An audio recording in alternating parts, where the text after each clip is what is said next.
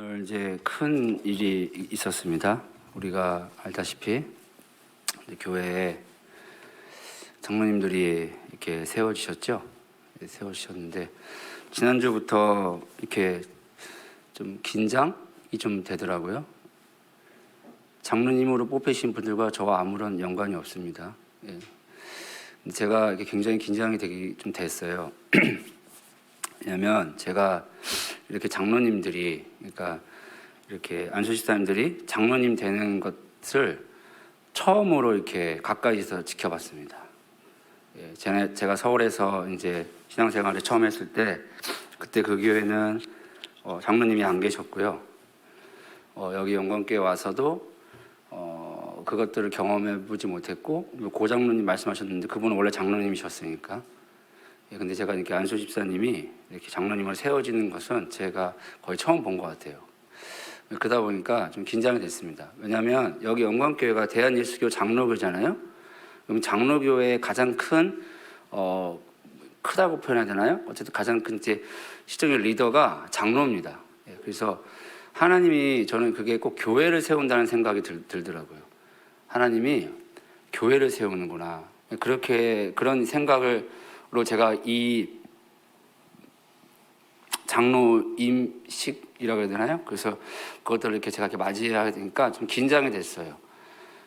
뭐 저의 긴장은 비교가 안 될 만큼 목사님이 이제 토요일 날 교육자들이 이렇게 한 달에 한 번씩 모여서 전체 다 모든 교육자들이 모여서 같이 이야기를 나누는 시간 갔는데, 제가 눈으로 보기에도 목사님이 정말 많이 고민하시고 기도하시고 하는 부분들을 이렇게 비추셨어요. 같이 기도하자고. 그래서 이게 엄청 큰 일이구나. 내가 생각한 것 이상보다 엄청 큰 일이구나 라는 생각을 했습니다. 특별히 제가 이분들을 위해서 오래 긴 시간 또 집중적으로 그만큼 기도를 많이는 못했지만, 저에게 주신 마음은 야긴과 보아스라 라는 마음을 주시는 것 같았습니다. 하나님이 능력이고 하나님이 세우실 것이다. 이들이 여호와의 성전이 될 것이다. 그래서 이들을 통해서 하나님의 집이 지어질 것이다. 그런 마음을 주셨어요. 그래서 하나님이 이분들에게 능력을 주시고 하나님이 이분들을 통해서 하나님의 집을 세워가시겠구나. 이분들이 야긴과 보아스의 이 사명을 감당하겠구나. 이런 마음이 들었습니다. 오늘 오전에 여러분들이 그 여자분 누구시죠? 신디 제이콥스인가요? 뭐 감동 많이 받으셨어요? 그렇죠. 굉장히 큰 한국에 대해서 예언을 해주시고, 우리나라랑 전혀 상관없는 외국 사람이 우리나라 얘기하면서 울잖아요. 하나님의 마음이 그분에게 이렇게 부어주셨는데, 대한민국을 향한 마음을. 참 감동적이었습니다. 저만큼 내가 한국 사람인데 저 외국 사람보다도 더 내가 대한민국을 사랑하지 않는 것이 좀 이렇게 뭐라 그럴까요? 반성이 좀 됐습니다. 근데 제가 오늘 예배할 때도 그렇고 아침에도 그렇고 정말 제 마음을 이렇게 막 두드렸던 얘기가 하나 있었어요. 그게 뭐냐면, 이 교회가 세워질 때 목사님이 잠깐 언급하셨는데, 신장로님이 그 집을 파셔서 반을 헌금을 하고 11조를 드리고, 제가 그 얘기를 듣는데 저는 잘 몰라요. 그분이 어떻게 영광교회에 오셨고 어떻게 영광교회 구성전을 세웠고 또 어떻게 이 교회를 섬겼는지 잘은 모릅니다. 그렇지만 순간적으로 제게 오늘 제가 찬양을 했는데 교회를 향한 그 헌신과 희생, 제가 그 찬양을 드리는 그 아침에 그걸 부르는데 너무 감사하더라고요. 하나님이 이 교회에 이렇게 하나님의 교회를 세웠던, 앞서갔던 장로를 다시 세우시는구나. 제가 정말 제가 영광교회 아무 상관이 없고 저 30 넘어서 영광교회 왔습니다.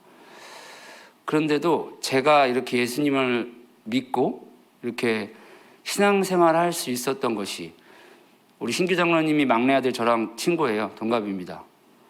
저분들이 교회를 향한 헌신과 희생이 있었기 때문에 나 같은 놈이 예수를 믿는구나. 나 같은 사람이 이 은혜를 누리는구나. 사실 저는 그 마음이 오늘 하루 종일 있었습니다.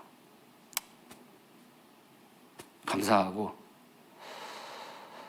그렇게 세워진 세 분이 앞서 갔던 우리 장로님, 교회를 정말 사랑하고 헌신하고 교회를 위해서 희생했던 그 마음을 가지고 이 교회를 섬기신다면 그 세 분에게, 더나 그 가족들에게 하나님이 저에게 말씀하셨던 것이 하나님의 음성이라면 그들이 야긴과 보아스가 되어서 하나님의 능력으로 그분들과 그분들의 가정과 이 교회를 세워갈 거라 저는 믿습니다.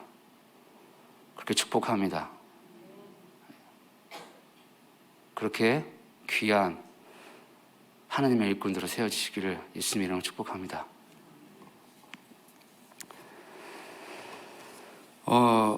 지금 저희가 이제 제 아내도 이 6번을 강구하면서 전쟁 헌금을 해야 되지 않겠냐 이렇게 말했는데요.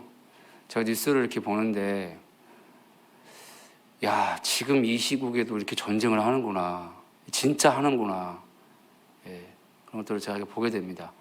우리나라도 70년 전에 전쟁을 겪었죠.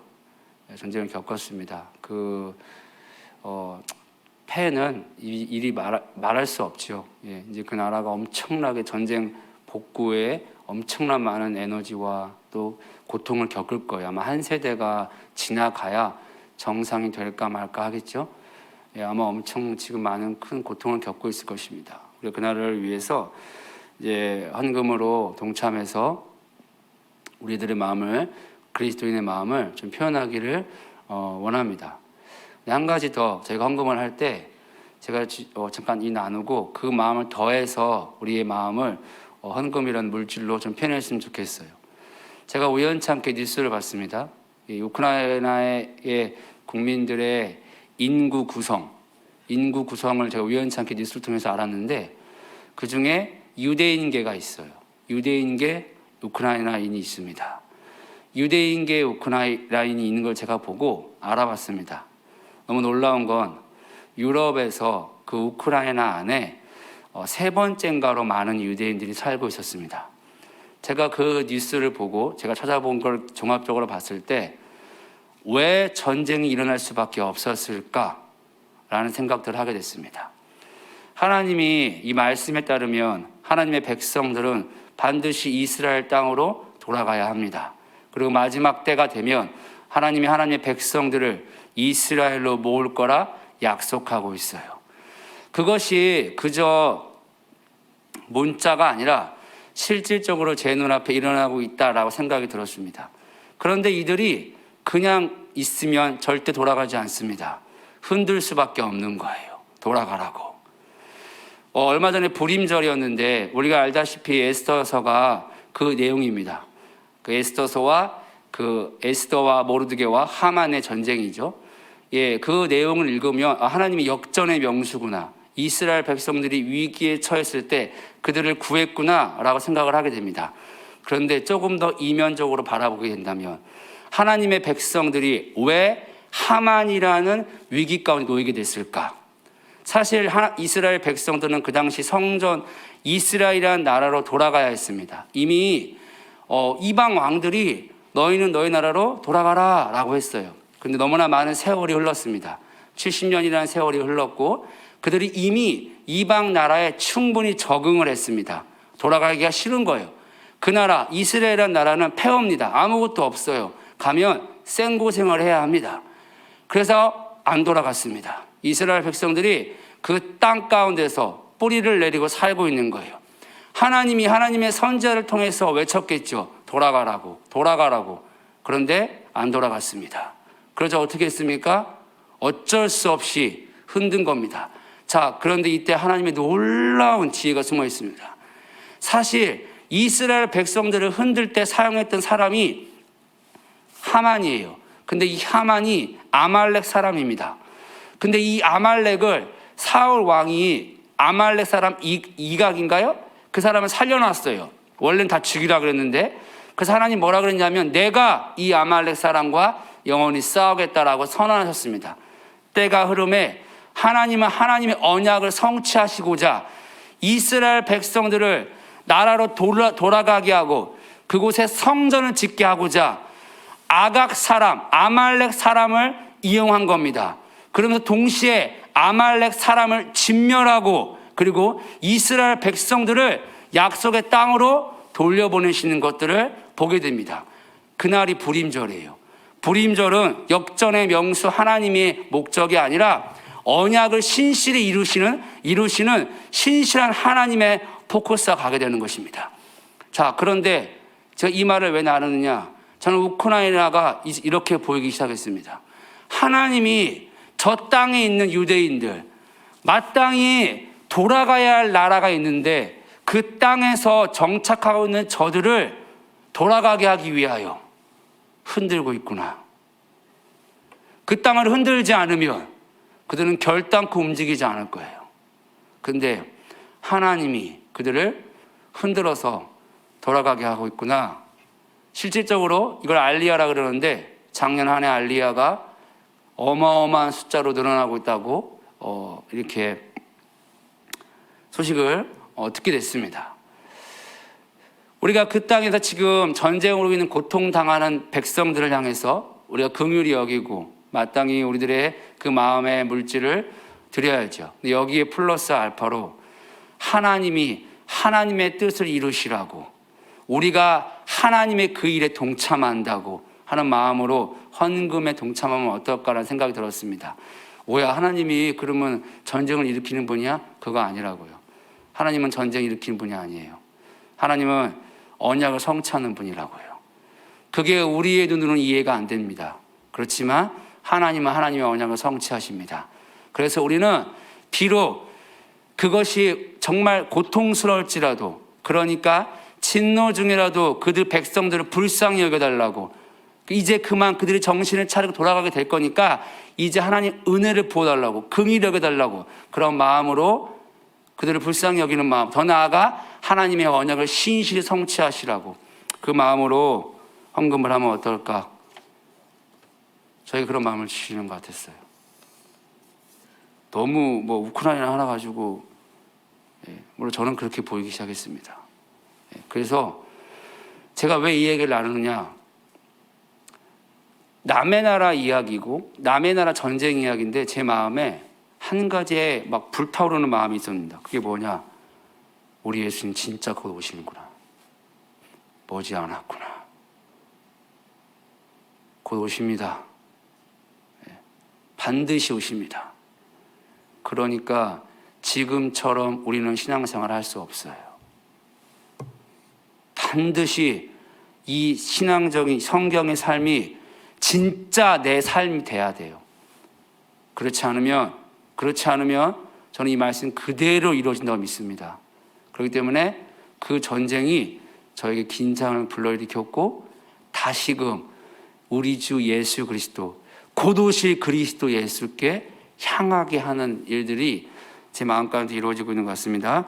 여러분들이 이거는 저에게 주신 마음이니까요. 저는 그냥 좀 나누기 원하시는 것도 나눴고요. 여러분들이 어떠한 의도든지 간에 어쨌든 강단에서 선포됐으니까 순종하면서 동참하시기를 바랍니다. 기도하고 오늘 말씀 나누겠습니다. 하나님 감사합니다. 사랑합니다. 오늘도 이 자리에서 우리가 우리 주 예수 그리스도의 이름을 높이고 예배하는 은혜를 부어주시면 너무나 감사합니다. 예수님, 이곳에서 모든 영광 홀로 받으십시오. 예수님만이 우리의 영광 받으실 유일한 분이십니다. 우리의 찬양과 경배 받으실 유일한 분이십니다. 우리가 당신의 영광을 어떠한 형태로든 간에 취하지 않습니다. 예수님 홀로 영광 받으시고 이곳에 좌정하여 임하여 주십시오. 우리가 마음을 돌이켜서 그리스도 예수께로 돌이킬 때 하늘의 그 생명이 예수 그리스도가 우리 가운데 발견될 수 있도록 은혜를 부어주십시오. 우리의 입술에서 우리의 삶에서 그리스도 예수를 증거하고 그리스도 예수를 높이는 일들이 실제가 될 수 있도록 은혜를 부어주십시오. 아담에게 허락한 그 놀라운 축복의 역사가, 하나님의 뜻이 이루어지는 역사가 당신의 백성들 통해서 예수 그리스도인을 통해서 이루어질 수 있도록 은혜를 부어주십시오. 예수님 사랑합니다. 사랑합니다. 예수님의 이름으로 기도합니다. 오늘 은혜라는 제목을 가지고 레위기 26장 46절을 함께 살펴보기를 원합니다.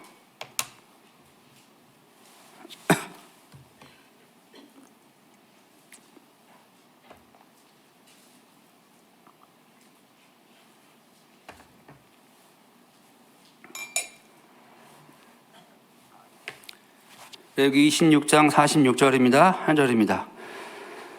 예, 찾았으면 다 같이 함께 합독하도록 하겠습니다.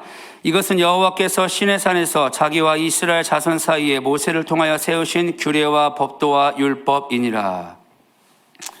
너무나 아쉽지만 레위기가 이제 한 장 남았네요. 예, 그래서 참 저는 개인적으로 재밌습니다. 레위기가. 지금 이스라엘 백성들이 어디에 있느냐? 시내산에 있습니다. 지금 멈춰 서 있어요. 어디로 이동하고 있는 것이 아닙니다. 창세기 출애굽기는 이동 중이었어요. 근데 지금 이스라엘 백성들이 시내산 안에 멈춰 있는 상태입니다. 그들이 그곳에서 하나님과 이스라엘 백성 사이에 언약을 맺었습니다.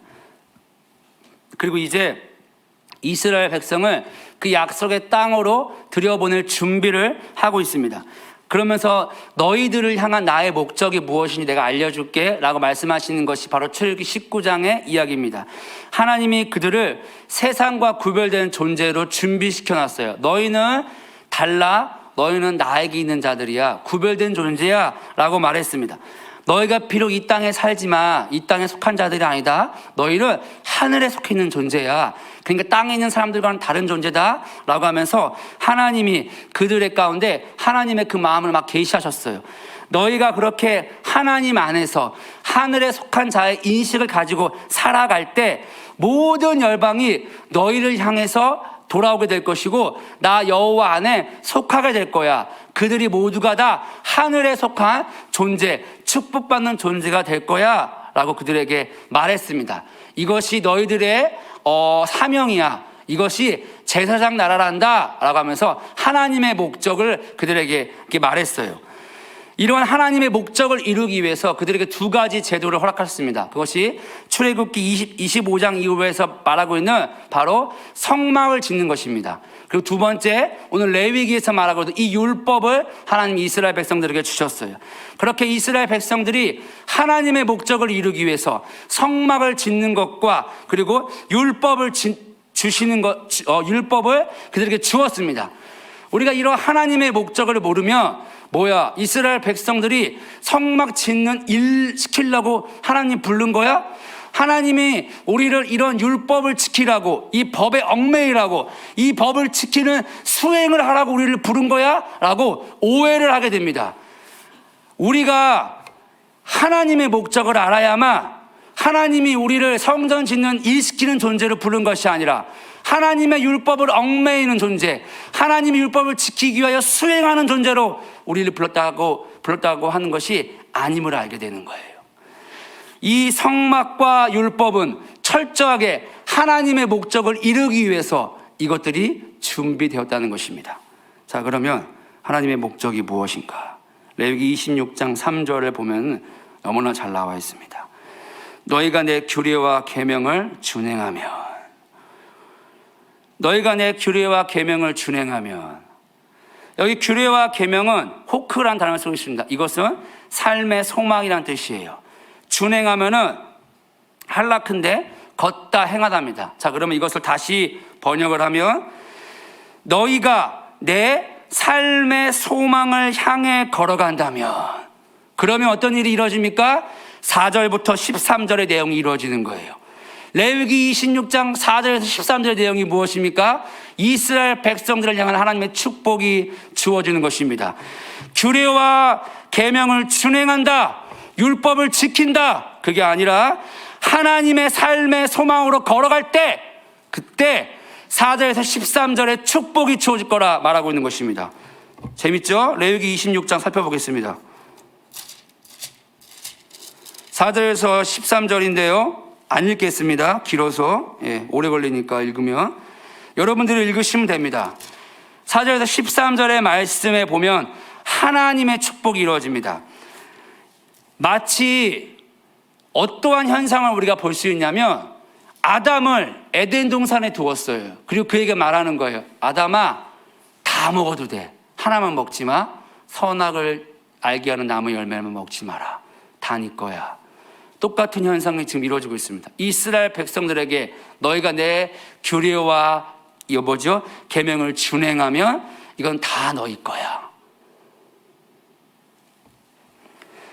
하나님이 이스라엘 백성이 하나님의 소망을 향해 걸어갈 때 무엇이 회복되냐? 이 4절에서 13절 땅과 성막이 회복되는 것을 우리가 알 수 있습니다. 즉 땅과 성막, 아담이 살았던 에덴 동산이 그대로 이스라엘 백성들에게 회복된다는 거예요. 땅이 아담의 죄로 말미암아 저주를 받았습니다. 하나님이 마지막 때 무엇을 회복하느냐? 땅을 회복한다는 거예요. 이것이 바로 새하늘과 새 땅을 회복한다는 것입니다. 자, 그렇다면 땅이 무엇일까? 물리적인 땅이냐? 우리 이렇게 생각할 수 있습니다. 땅을 한번 추적해 가봐야 됩니다. 레위기 25장 10절에 보니까 너희는 50년째 해를 거룩하게 하여 그 땅에 있는 모든 주민을 위하여 자유를 공포하라. 이 해는 너희에게 희년이니 너희는 각각 자기의 소유지로 돌아가며 각각 자기의 가족에게로 돌아갈지며. 여기 소유지가 어디냐? 에덴 동산으로 돌아가라는 거예요. 너희의 가족은 무엇입니까? 가족에게 돌아가라는 거예요. 가족은 한 사람입니다. 저와 제 아내가 남이 아니잖아요. 우리 가족은 하나잖아요. 분리될 수가 없잖아요. 6명이 하나입니다. 많아요. 더 이상은 안 돼요. 우리 아내가 얼마 전에 5째를 꿈꿨대요. 그래서 제가 주님한테 대놓고 말했어요. 그런 일은 있을 수가 없습니다, 주님. 충분합니다. 차고 넘칩니다. 대도 안 되는 소리 하지도 마십시오. 내가 정직하게, 솔직하게 제 마음을 이제 그만. 들으셨으니까 그만 주시겠죠. 여러분, 이 가족은 하나예요. 그럼 가족에게 돌아가라는 말은 무엇입니까? 다시 한 사람으로 돌아가라는 것입니다. 우리가 누구부터 나왔습니까? 예수 그리스도. 그리고 돌아갈 곳이 어디입니까? 예수 그리스도라는 거예요. 이것을 아담과 하와를 통해서 우리에게 잘 보여주었죠. 아담과 하와가 원래 하나였어요. 태초에 하나님이 한 사람을 창조했습니다. 둘이 하나가 되어서 이 세상에 생명을 탄생시켜야 됐어요. 그리고 그 생명이 이 세상을 가득 채워야 했습니다. 그런데 이 죄로 말미암아 둘이 분리가 된 거예요.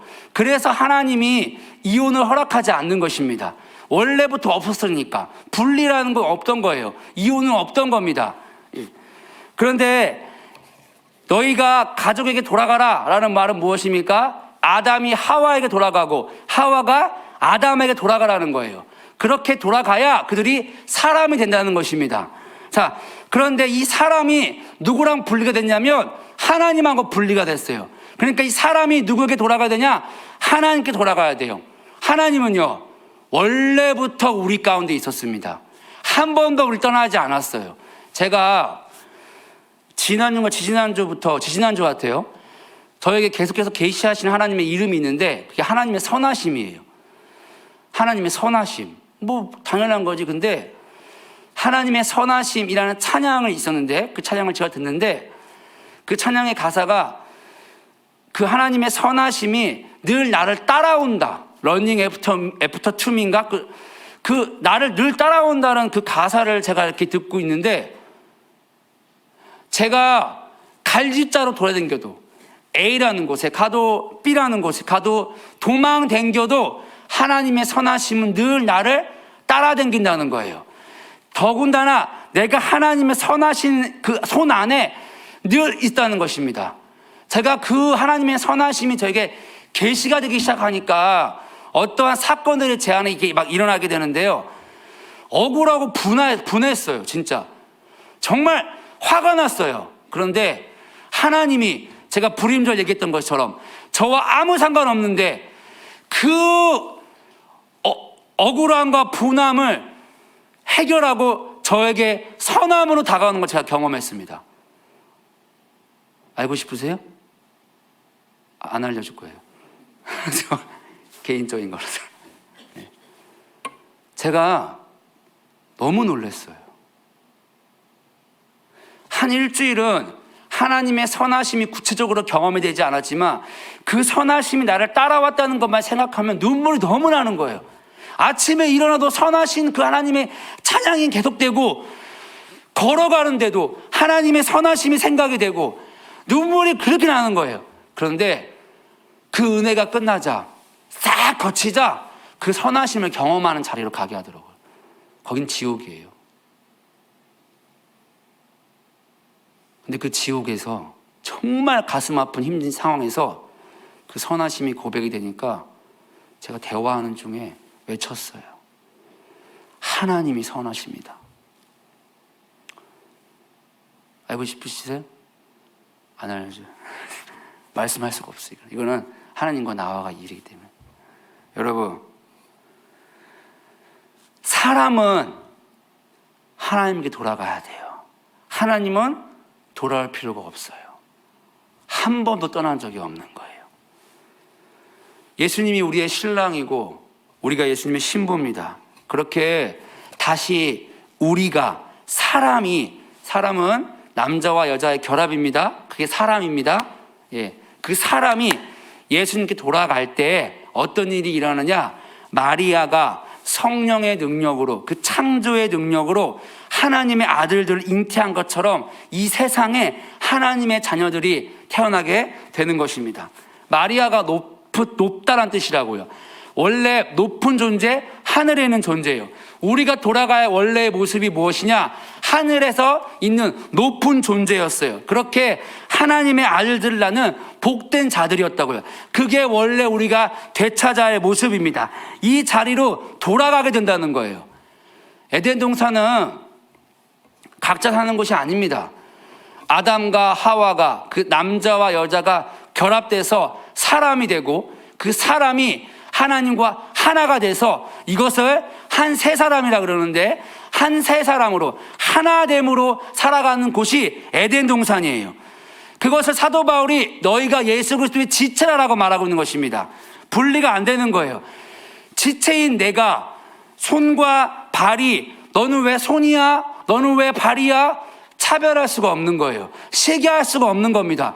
다 필요하니까. 예수님이 다시 오시면 어떻게 됩니까? 죽은 자나 살아있는 자나 다시 부활해서 변화됩니다. 이제 너와 내가, 전에는 흙수저, 금수저, 이제는 예수님의 피로 말미암아 거듭나는 무슨 수저라고 그럴까요? 보혈수저? 이렇게 대답을 안 해주시면 보혈수저? 레드 수저, 피수저. 그만하겠습니다. 우리가 다 같은 그런 존재가 되는 거예요. 차별이 있을 수가 없습니다.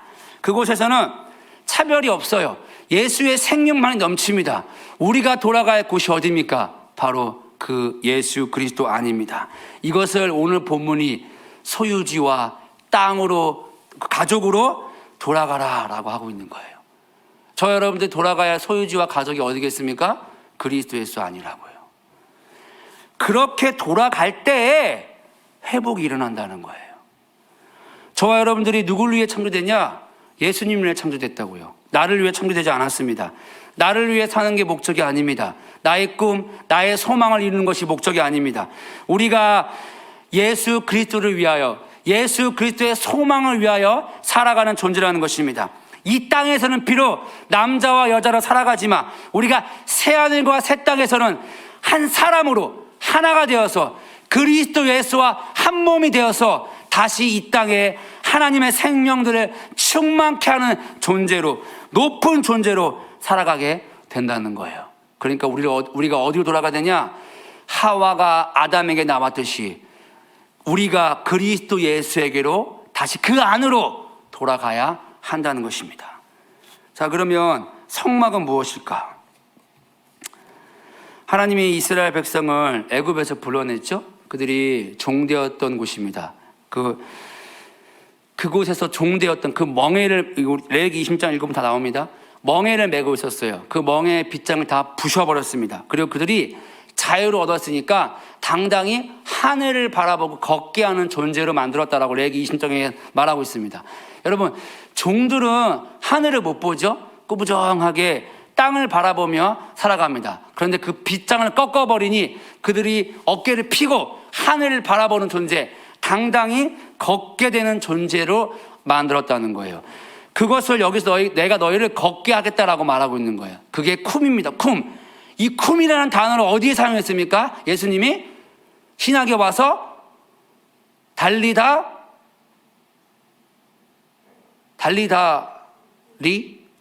쿰이죠. 왜 거기서 그 얘기를 사용했습니까? 단순히 한 사람을 일으켜 세운 게 아니에요. 이 일으켜 세움으로 말미암아 이스라엘 백성들을 일으켜 세운 것처럼 내가 너희들을 죄의 멍에를 꺾고 일으켜 세울 거야 라고 하는 것들을 똑같이 계시하고 있는 것입니다. 그렇게 이스라엘 백성들의 멍에를 꺾고 하늘을 바라보고 당당히 걸어가게 하는 존재가 되게 했습니다. 걸어갈 때 혼자 걸어가느냐? 하나님이 함께 그들과 걸어갈 것이라고 말하고 있는 거예요. 레위기 20장 11절 12절 저 읽겠습니다. 내가 내 성막을 너희 중에 세우리니 내 마음이 너희를 싫어하지 아니할 것이며 나는 너희 중에 행하여 너희의 하나님이 되고 너희는 내 백성이 될 것이라. 예. 이 성막을 구약으로 따져서 어떤 제한된 공간이 아닙니다. 성전, 저와 여러분들이 안에 갇혀 사는 제한된 공간을 말하는 게 아니에요. 걸어갈 때 어떻게 걸어갑니까? 남녀 7세 부동석이라. 그래서 멀찌감 떨어져 걸어갑니까? 아니죠. 걸어갈 때 어떻게 걸어가죠? 옆에 나란히 걸어갑니다. 나란히 걸어갈 때 어떻게 걸어갑니까? 서로 얼굴과 얼굴을 마주보며 걸어가는 거예요. 눈과 눈이 마주치며 걸어가는 것입니다. 우리 연애할 때 그렇게 하잖아요. 그렇죠, 전도사님? 그렇죠? 그런 사람 만나길 축복합니다. 예. 걸어가는데 어떻게 여자랑 남자랑 그렇게 나란히 걸어갈 수가 있지? 저 멀쩡히 따라오세요. 큰일 나는 거예요. 연애하는데 서로 걸어가는데 얼굴을 안 마주쳐. 큰일 납니다. 그렇죠, 집사님? 눈과 눈을 마주쳤죠? 예전에. 불꽃이 튀어야 되지 않습니까? 사랑의 불꽃이. 여러분, 성막에서 하나님이 이스라엘 백성들이 자유를 줘가지고 걸어가게 한다는 것을 하나님이 그들과 걸어갈 때 얼굴과 얼굴을 마주보고 눈과 눈을 마주친다는 것입니다. 그래서 하나님이 자기의 신부를 향해서 뭐라고 말하고 있냐? 너희는 내 비둘기야. 비둘기가 뭡니까? 하나만 바라보는 거예요. 걸어가는데 딴 데를 안 봐. 오직 신랑만을 바라봅니다.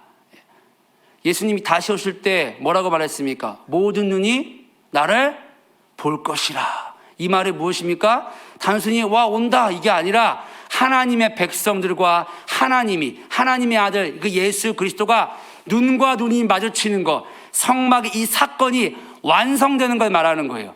연합되는 것을 말하는 것입니다. 다시 하나가 된다는 거예요.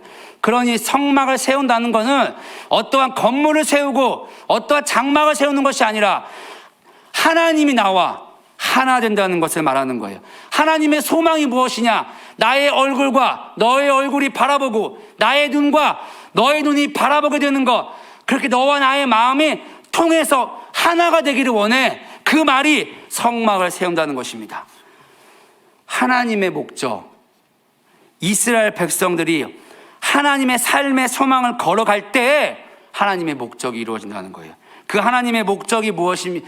단순히 이 땅에 회복되고 성막이 세워지는 것이 아니라 그리스도 예수 안으로 들어가서 그리스도 예수의 얼굴을 보고 그리스도 예수의 눈을 바라보며 연합되는 회복의 관계, 태초의 그 원래의 모습을 회복한다라고 하는 것이 하나님이 우리를 향한 소망이라는 것입니다. 그게 어디 써 있는 거예요?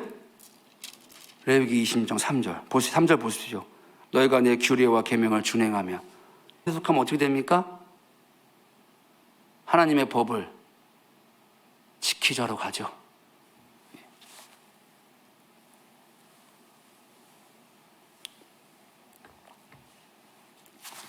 이러한 관계를 이미 신의 산에서 말씀했다고요. 출애굽기 19장 4절에 내가 애굽 사람에게 어떻게 행하였음과 내가 어떻게 독수리 날개로 너희를 업어 내게로 인도하였음을 너희가 보았느니라.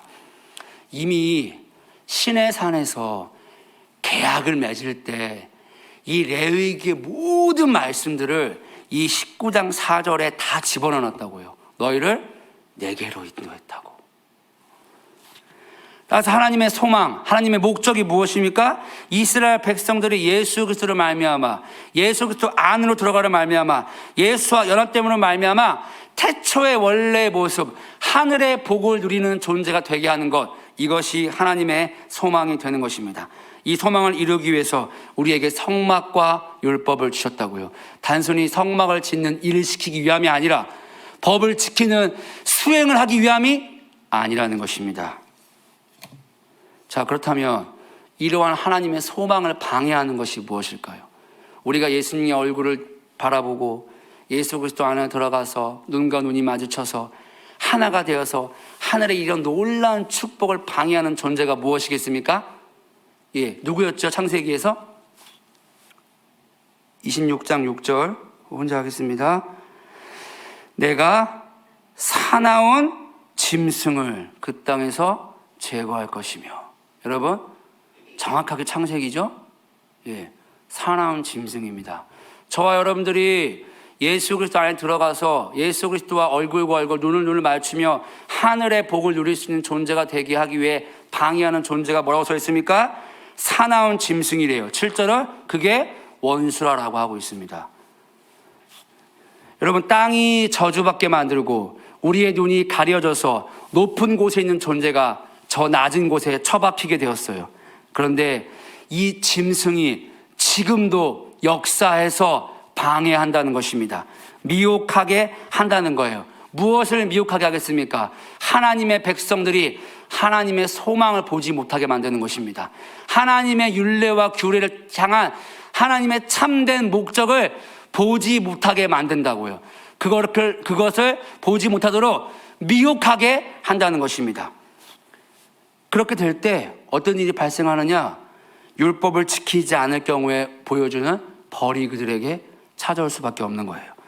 여러분, 정확하게 하나님이 지금 이스라엘 백성들에게 하는 모습이 어디에서 말하고 있는 거예요? 창세기의 에덴 동산에서 아담에게 말하고 있는 것을 우리가 볼 수 있습니다. 똑같은 일을 지금 하고 있는 거예요.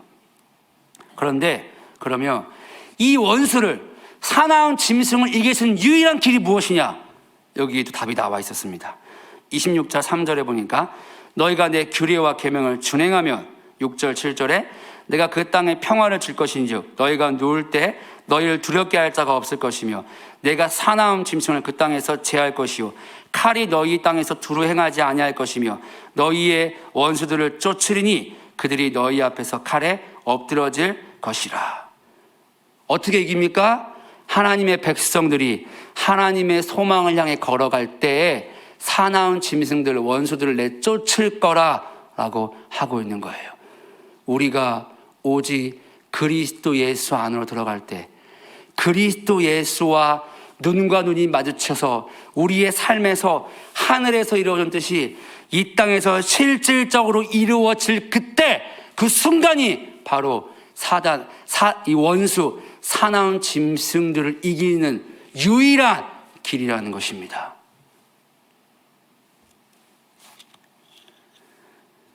반면에 이런 하나님의 소망을 벗어날 때, 걸어가지 않을 때, 율례와 계명을 준행하지 않을 때 첫째 아담에게 일어났던 일들이 그대로 이루어지는 거예요.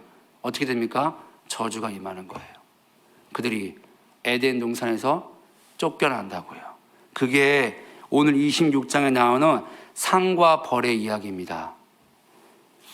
여러분, 하나님이 아담에게 뭐를 원했을까요? 당연히 선과 악을 아는 나무 열매를 먹지 않고 모든 걸 누리라고 그랬잖아요. 그게 하나님의 마음이었어요.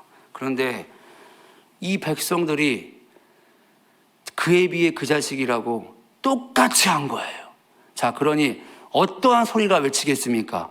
다시 돌아오라고. 다시 돌아오라고. 난 너희에게 저주를 주고자 계획하지 않았어. 나는 너희에게 모든 것을 주려고 너희를 창조했다니까 다시 돌아오라고. 그런데 이스라엘 백성들이요, 끝까지 듣지 않을 것을 알았나 봐요. 하나님이 뭐라고 말하고 있냐, 26장 18절에 만일 너희가 그렇게까지 되어도 내게 청종하지 아니하면 너희의 죄로 말미암아 내가 너희를 7배나 더 징벌하리라. 여러분, 여기 제가 읽다 보니까 야, 이거 코로나 아니야? 라고 하는 말도 나와요. 16절에 폐병과 열병으로 눈이 어둡고, 야, 제가 이게 굉장히 많았더라고.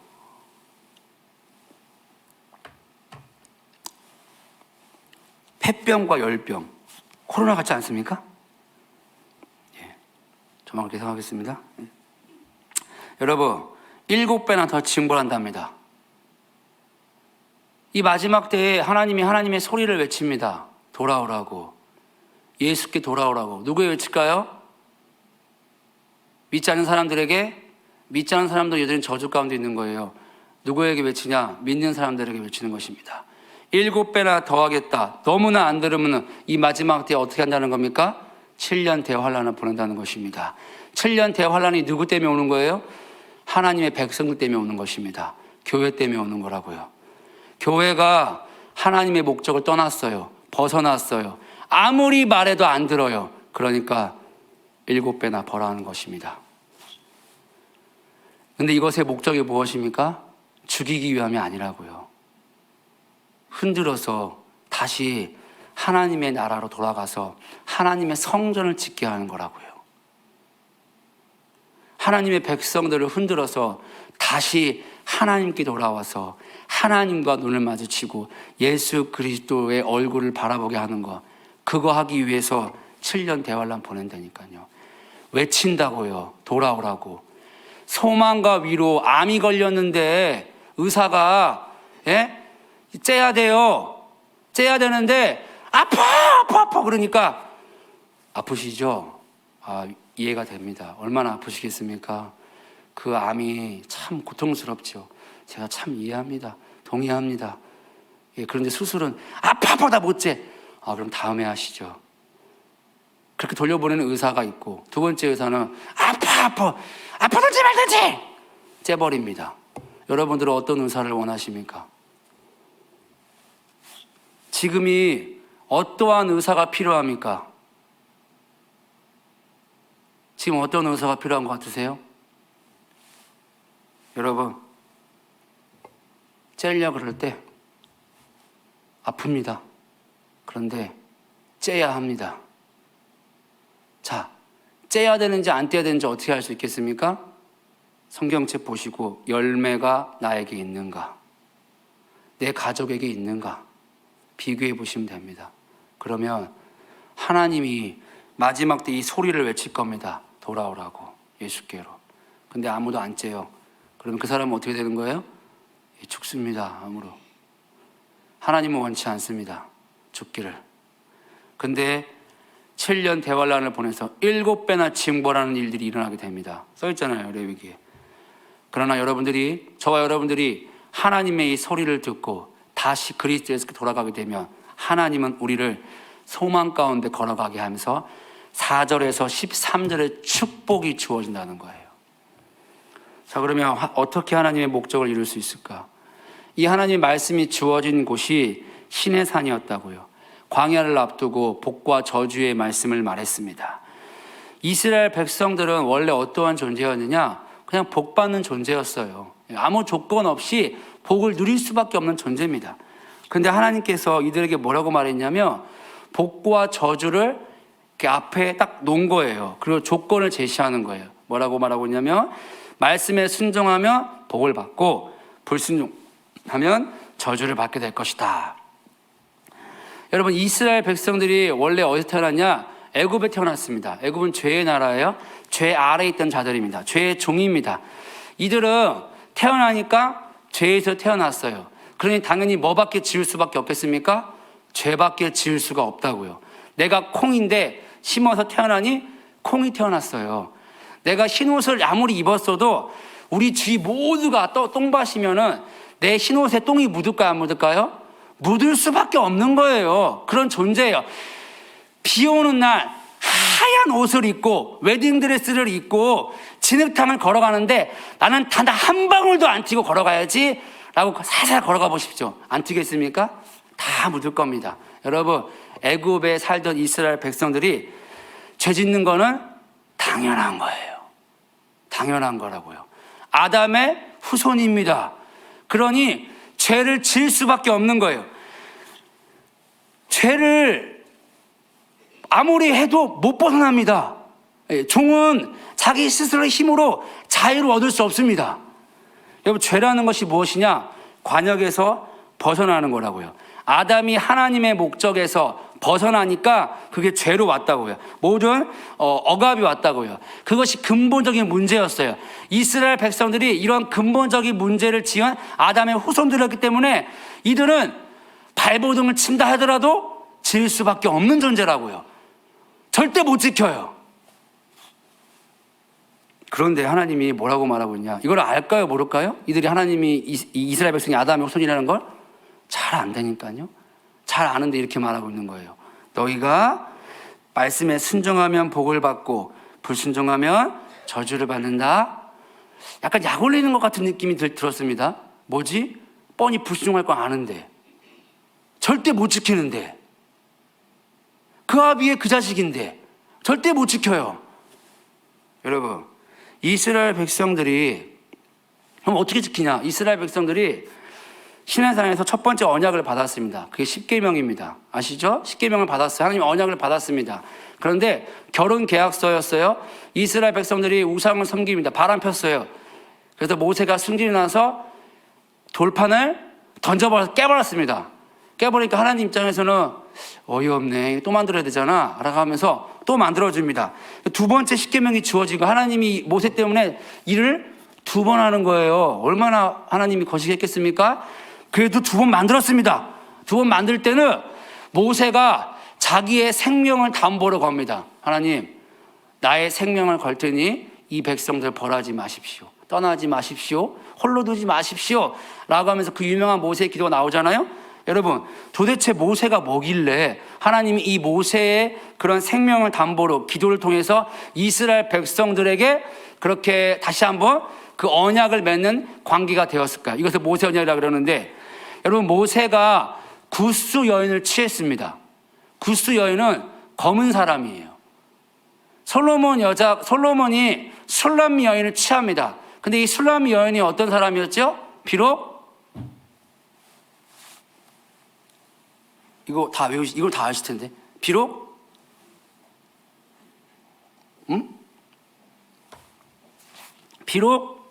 아가서 1장 5절인가요? 비록 검으나 목사님, 아가서 다시 해야 될 것 같습니다. 다 까먹은 것 같아요, 사람들. 이러면 안 되는데. 제가 미국에 갔을 때 저 별명이 아가였다니까요, 아가. 입만 열면 아가서 얘기한다고. 여러분, 이거 무시 못합니다. 가랑비 빗 젖는 거. 가랑비 옷 젖는 거, 이거 무시 못합니다. 내가 비록 검으나 아름답다 그랬죠? 그럼 술람미 여인이 누구예요? 검은 사람이네요. 모세가 구스 여인을 취한 거는 솔로몬이 술람미 여인 취한 거 똑같은 겁니다.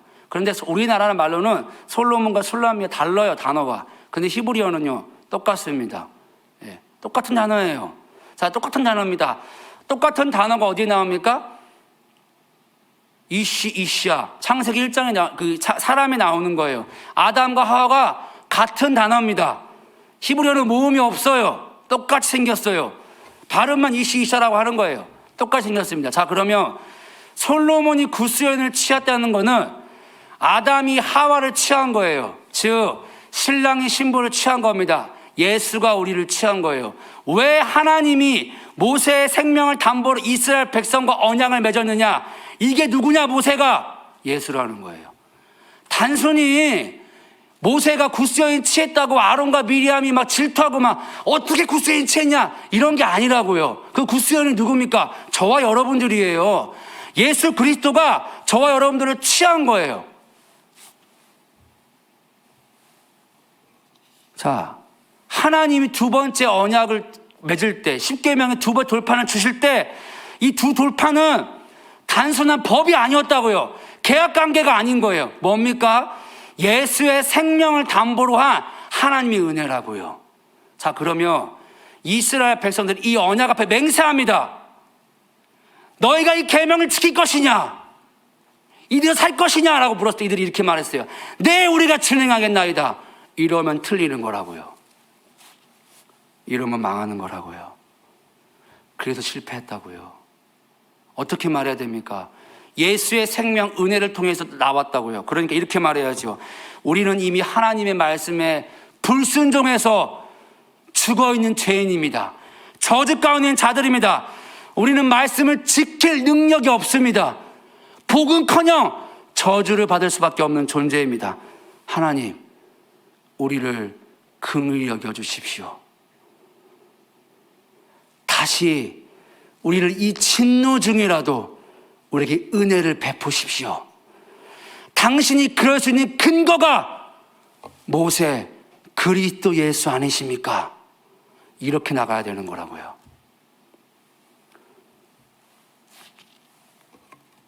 왜 그러면 하나님이 불순종해서 이미 저주 가운데 아래에 있고 절대로 지킬 수 없는데 지키면 복, 못 지키면 저주, 이렇게 왜 말했을까요? 너희가 은혜 없으면 살 수 없는 존재야. 이걸 알게 하기 위함이에요. 이게 보여야 되는 거예요.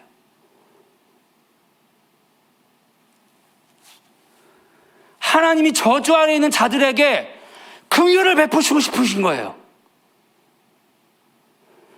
너희가 율법을 지키는 종교적 수행을 하라고 내가 이 율법을 준 게 아니라고. 율법을 지켜야지요. 그게 아니라고, 그게 아니라고. 우리는 수행하는 종교가 아니야. 노력하는 종교가 아니야. 하나님의 은혜로만 살 수 있는 종교라고. 너희가 은혜 없이 못 산다고. 그 은혜를 구하는 자로 나오라고. 그거 알기 위해 쓴 거라고요. 그리고 이스라엘 백성들이 언제나 이 은혜 아래 머물게 하기 위해서 이 말을 쓴 거라고요. 창세기부터 이 말을 했어요, 하나님이. 그럼 저 여러분들은 복과 저주를 우리가 선택할 수 있는 게 아니라고요. 선택하시죠, 맞는 경우. 선택하는 거 아니라고요. 선택했어요. 뭐를요? 저주를. 그럼 이 말은 뭡니까? 하나님이 이 세상을 경영하는 하나님의 방식입니다. 창조에 뭐라 그랬습니까? 아담에게 선악의 나무에 하는 열매를 먹지 말라고. 그게 하나님이 창조 경영 방식이라고요. 하나님의 기준입니다. 단 한 번도 바뀌지 않는 하나님의 기준입니다. 변하지 않아요. 이 기준에서 벗어나면 100% 저주입니다. 그런데 우리에게는 본능적으로 이 기준에서 벗어나는 불순종의 열매가 있다고요. 우리에게는. 그래서 사도 바울이 이것을 뭐라고 말했냐면 갈라디아 3장 22절에 그러나 성경이 모든 것을 죄 아래 가두었으니, 그러면서 이거를 이렇게 해석합니다. 로마서 11장 32절 33절 32절 34절에 하나님이 모든 사람을 순종하지 아니하는 가운데 가두어 두심은 모든 사람에게 긍휼을 베풀려 하심이로다. 깊도다 하나님의 지혜와 지식의 풍성함이요 그의 판단은 헤아리지 못할 것이며 그의 길은 찾지 못할 것이로다. 누가 주의 마음을 알았느냐? 누가 그의 모사가 되었느냐? 여러분, 이 깊은 하나님의 지혜와 지식의 풍성한 하나님의 마음은요, 저주 아래 있는 자들에게는 비밀입니다. 안 보인다고요. 행위로 하나님의 율법을 지키고자 하는 자들에게는 안 보인다고요. 복을 선택해서 나오는 자들에게는 이 비밀이 결단코 보일 수 없다는 거예요. 하나님의 마음을 모르니까. 비밀이라고요. 선택하실래요? 선택이 아니라니까요. 저 여러분들 선택했어요. 저주를요. 이 실존이 안 보이니까 이 하나님의 비밀이, 마음이 뭔지 모르는 겁니다. 사도 바울이 했던 깊도다 하나님의 비밀이요, 뭔지 몰라요. 얼마나 깊은지, 이 은혜가 얼마나 깊은지, 이 하나님의 마음이 얼마나 깊은지를 결단코 알지 못하는 거예요. 왜? 선택해 나아가니까.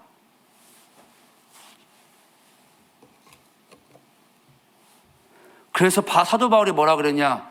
지혜와 계시형을 부으사 너희들이 그 비밀을 알기를 원한다.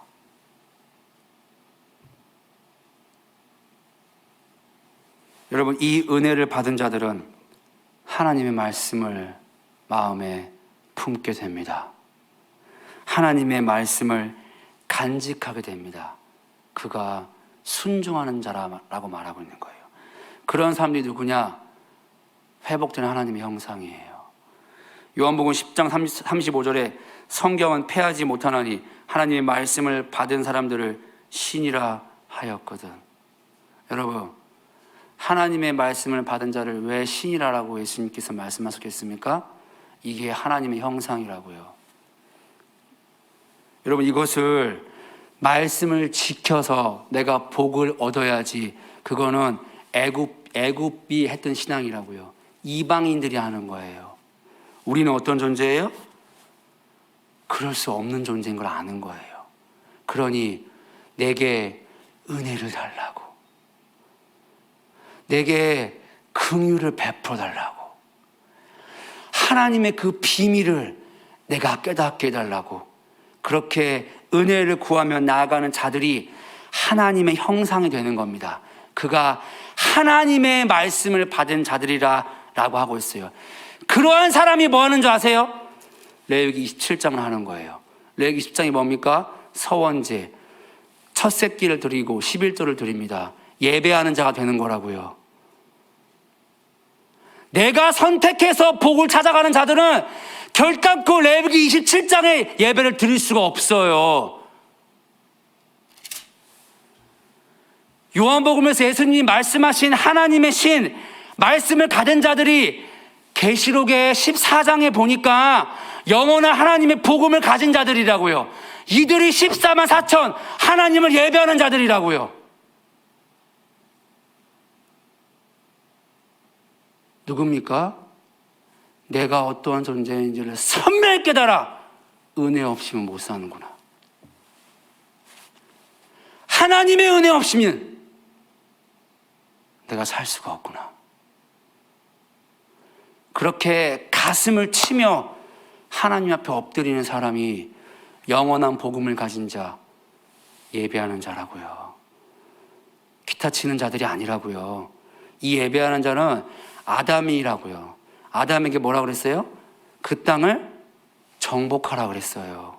이가 누굽니까? 계시록에서 말하는 성령이 교회들에게 하시는 말씀대로 그 말씀이 귀에 응하는 이기는 자들이라고요.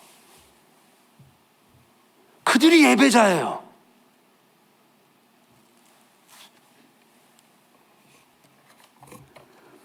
하나님이 이 레위기를 통해서 마지막 때에 예배자들을 세우기를 원하는데 그들이 누구냐?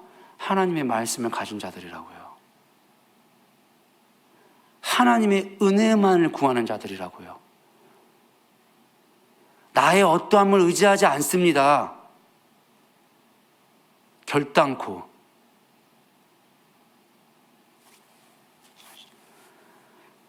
더 얘기를 하면 안 될 것 같아요. 하나님은 하나님 백성들에게 은혜를 베푸십니다. 그 증거가 무엇입니까? 우리가 예수 믿고 있는 거예요. 예수 없으면 안 된다라고 정말 간절히 내 가슴을 치는 거예요. 그런 사람이 은혜 받고 있는 증거예요. 내가 매일 살아가는데 주 말고 다른 언어 말고 예수 그 이름 알기를 갈망하는 거, 내 이 가슴이 예수란 이름을 너무 알고 싶어서 가슴을 치며 애통하고 내가 받는 모든 예배를 받을 수 있는 유일한 조건이 예수밖에 없기에 그 예수 알기를 갈망하는 거, 내가 맨 처음에 존재로 돌아가야 되는데 그 유일한 길이 예수 그 이름밖에 없기에 그 예수 알기를 갈망하는 거, 그 비밀이 나에게 열리기를 갈망하는 거, 그게 은혜라고요. 그게 은혜입니다. 왜 우리를 죽이지 않고 살려두었을까? 그 은혜를 체험하고 우리를 통하여 그 은혜 대신 그리스도 예수가 증거되게 하기 위함입니다. 이것 때문에 우리를 지금까지 살려두신 거예요. 여러분, 창세전에 우리는 하나였습니다. 그리고 하나님과 하나였습니다. 그 어떠한 것도 이것을 갈라놓을 수 없습니다. 지금도요, 앞으로도요, 영원히. 날마다 우리가 그 그리스도 예수의 얼굴을 바라보며 그 그리스도 예수의 눈을 마주치며 그렇게 서로 사랑하며 그렇게 우리가 한 몸이 돼서 이 땅에 하나님의 아들들을 가득하게 채우는 것, 우리 마음에 말씀을 품는 것, 예수를 품는 존재가 되는 것, 그렇게 하나님의 형상 신이 되는 것, 그것이 우리를 창조하신 하나님의 소망이었습니다. 이것을 우리 가운데 회복하기 위해서 오늘날도 우리에게 베풀기를 원하시는 것이 바로 은혜라는 거예요. 그 은혜가 우리 가운데 부어지면 저와 여러분들은 더 이상 숨을 필요가 없는 거예요. 아담아 네가 어디 있느냐, 아담아 네가 어디 있느냐 부르는 그 소리에 더 이상 두려워하여 숨을 필요가 없는 것입니다. 나의 실존을 내가 보았고 그 나의 실존을 가리시는 유일한 것이 나의 의, 나의 가져것이 아니라 예수 그리스도인 걸 내가 깨달았기에, 그 은혜인 걸 내가 깨달았기에 하나님이 나를 부르실 때 그 은혜가 작동을 하면 더 이상 숨지 않게 된다고요. 여러분, 그렇게 될 때 우리가 무엇을 하겠습니까? 와, 나는 더 이상 이제 상처가 없어.